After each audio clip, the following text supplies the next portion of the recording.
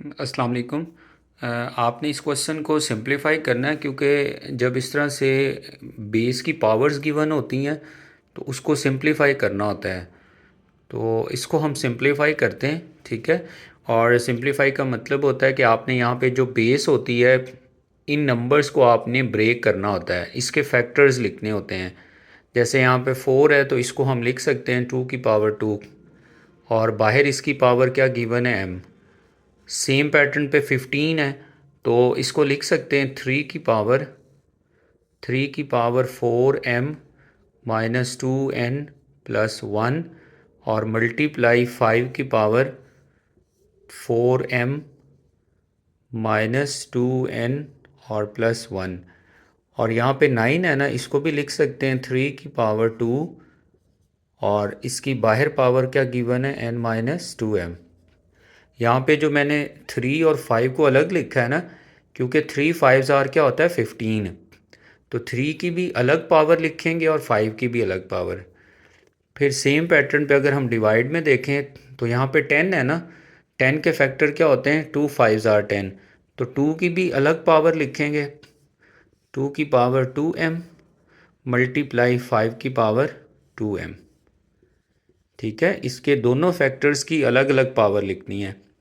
अब 25 है ना, तो इसको क्या लिखेंगे, 5 की पावर 2, और इसकी बाहर पावर क्या है, m-n।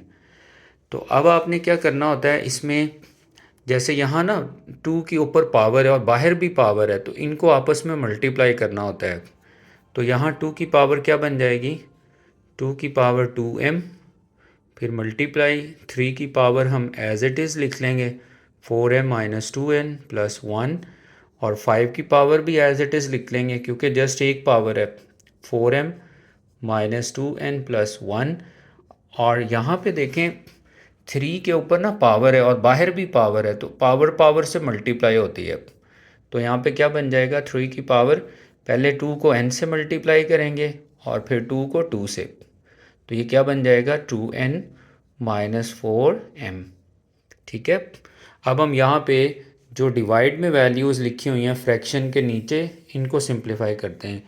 तो यहाँ 2 के ऊपर सिर्फ एक पावर है ना, उसको एज इट इज़ लिख देंगे 2 की पावर 2m, फिर मल्टीप्लाई 5 की पावर, ये भी एज इट इज़ लिख देंगे 2m। लेकिन यहाँ पे देखें 5 की पावर है फिर बाहर पावर है, तो ये मल्टीप्लाई होगा।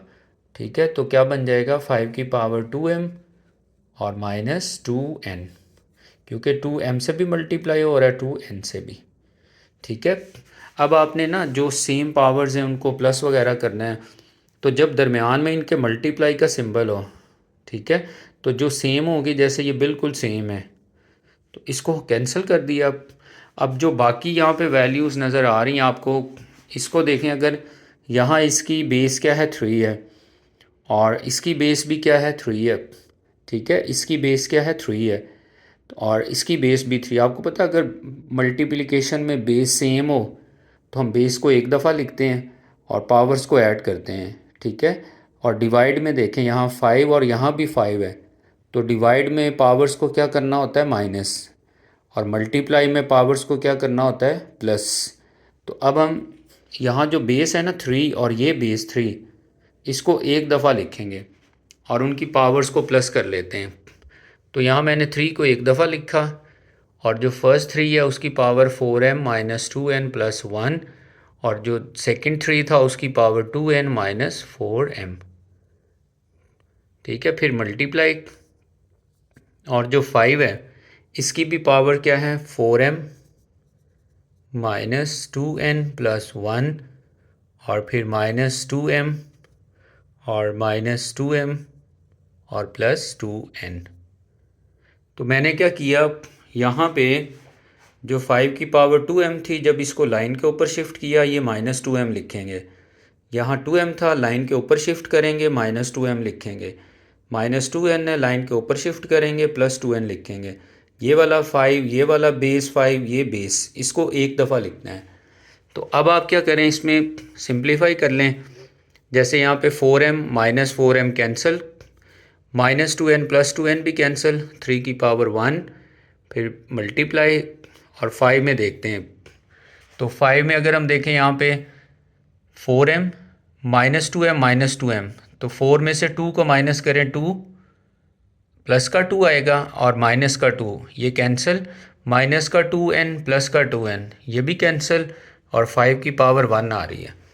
3 की पावर 1 3 होता है और 5 की पावर 1 5 होता है, दैट इज़ इक्वल टू 15। तो जब भी आपके पास ऐसे क्वेश्चन होगा ना, ठीक है, जिसमें पावर्स गिवन होंगी, तो उसके अंदर आप क्या किया करेंगे, उसको मल्टीप्लाई किया करेंगे।